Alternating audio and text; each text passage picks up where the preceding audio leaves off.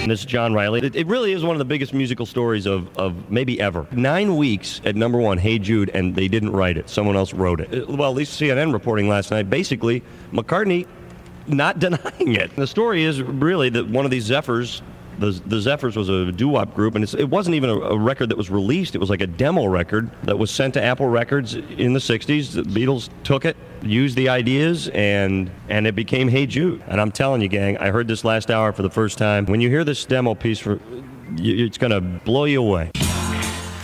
Yeah, it's really not always cracked up to be. You can't go around being Beatles, as we were in those days, and not sort of, slip up somewhere. But, the thing is, we were running Apple Records, which is a full-time job in itself, never mind the business of songwriting. And suddenly, amidst the demo tapes, most of it was daft material anyway, that we couldn't use, come this song called Hey Jude by this gang of songwriters who called themselves the Zephyrs.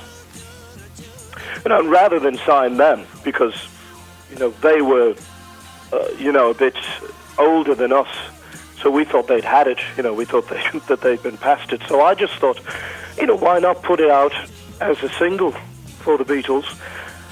And if you think about it, really, we never did put out Hey Jude on the Beatles album that we did.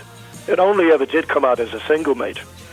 So as I say, it was a different game back then in the 60s. We didn't have MP3s and people downloading songs as you do now and suing everyone for songs nicking bits of songs that don't really belong to anyone anyway.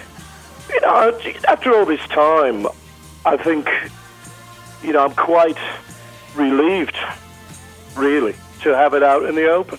John was going through a divorce, and it seemed, a story went round that I wrote the song for Julian.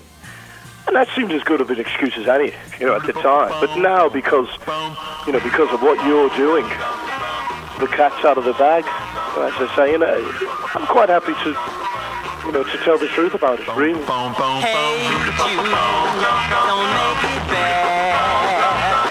Tomorrow never does know. And I can tell you that we did write that one. Hey, Jude. Good morning, big oldies. Yeah, you got me too, but I have one question. Yes, sir. How in the world did you get the McCartney interviews? That's my good friend Eric Howell. Well, you tell Eric he does a very good job. Yes, he does. That was the best April Fool's joke that I have ever heard of. That was awesome. And then I finally figured out April 1st. I'm glad you enjoyed it. Excellent. I'm glad you enjoyed it. That guy that did McCartney was awesome. Brilliant, isn't he? Yeah, who is he? He's a buddy of mine out of Chicago. He's a musician. I thought for sure. I had no doubt it was McCartney. I never doubted it was McCartney. Subscribe and leave your comments below.